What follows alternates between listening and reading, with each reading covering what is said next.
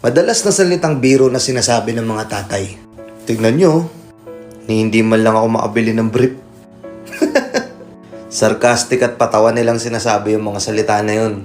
Tapos sasabihin natin sa kanila, may pera ka naman. Okay naman yung kinikita mo. Bakit kailangan sabihin mo na hindi ka man lang makabili ng brief? Nakakatawa, no?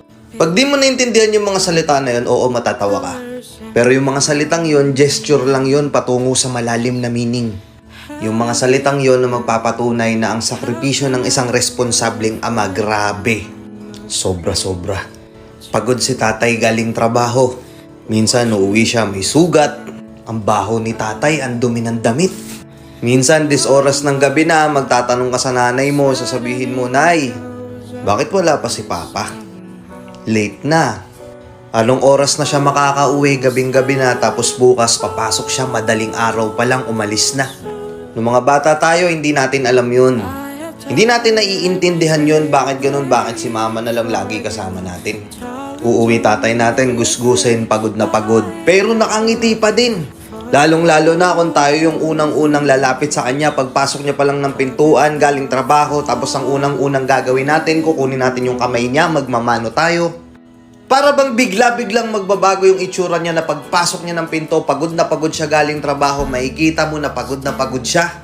Tapos ikaw to, lalapit ka sa kanya, magmamano ka sa kanya, kakamustahin mo siya at kamusta? Bigla siyang ngingiti na parang akala mo hindi siya napagod buong maghapon. Okay lang ako, anak. Yung mga kapatid mo kumain na ba?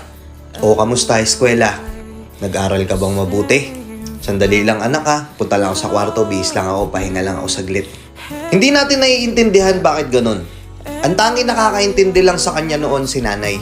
Tapos noon, nung bata tayo, akala natin hindi nauubos yung pera ng tatay natin. Magpapabili tayo, merong masarap na ulam na kakainin natin. Kapag sumapit ang Pasko, hindi tayo mawawalan ng magandang damit, magandang sapatos. Pero magtataka ka, yung tatay natin, ganun pa rin yung suot niya. Yung tinambak niyang sapatos na bihira niyang gamitin, ipapagpag niya lang pero yun pa rin yung isusuot niya. Yung paborito niyang damit na nag-aamoy almirol na sa sobrang tagal nang nakatambak sa cabinet, yun at yun pa rin ang susuot niya. Hindi siya bumibili ng bago. Hindi siya bumibili ng mga gamit para sa sarili niya. Yun at yun pa rin yung sinusuot niya. Tapos sasabihin niya, tingnan niyo ako, hindi man lang ako makabili ng brief. Matatawa ka kasi sasabihin mo sa kanya, Tay, may pera ka naman, nakakabili nga tayo ng ganito, okay naman ha, nakakaraos naman tayo ha, enjoy mo naman yung sarili mo, bili ka naman ng gamit mo. Pero hindi niya gagawin yun. Instead na unahin niya yung sarili niya, mas uunahin niya kayo.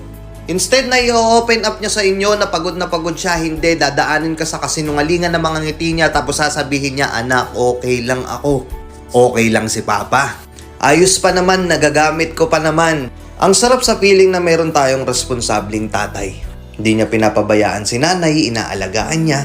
Nabibili niya yung mga gusto natin. Ginagapang tayo para makapag-aral. Tapos makikita natin si tatay nakaupo sa lamesa, tulala, nag-iisip ng malalim. Hindi natin alam kung anong iniisip niya. Gusgusin na yung itsura niya, yung damit niya, hindi pa rin napapalitan ng bago, ganun pa din. Hindi natin naiintindihan noon kung bakit siya ganun. Pero deep inside, iniisip niya tayo. Ano pa yung kaya niyang gawin para mas gumanda yung buhay natin? Pilit niyang itinatago sa atin yung pagod, yung hirap na minsan papasok siya sa trabaho, ang toxic ng mga katrabaho niya. May mga gusto siyang bagay na bilhin pero hindi niya ginagawa dahil mas inuuna niya yung pamilya niya. Pagod na pagod siya sa trabaho, tagaktak yung pawis, minsan nakabilad sa ilalim ng araw, tatanungin mo siya kung okay lang ba siya. Sasagutin ka lang ng nakakaloko niyang ngiti, oo anak, okay lang naman si Papa. Lagi mong babantayan si Mama ha. Yung mga kapatid mo, wag mong papabayaan. Balang araw, maiintindihan mo din lahat ng sakripisyong to. Balang araw, kapag ikaw naman yung nagkapamilya, maiintindihan mo lahat ng ginagawa ko para sa inyo. Hindi man lang makabili ng brief si tatay. Pero naiintindihan ko kung bakit. Kasi alam ko tumatakbo sa isip niya na instead na mas unahin niya yung sarili niya, mas uunahin niya yung pamilya niya. Iba talaga yung sakripisyo ng isang responsableng ama. 'Di ba? O tatanungin ulit kita. Responsable ba yung asawa mo? Responsable ba yung tatay mo?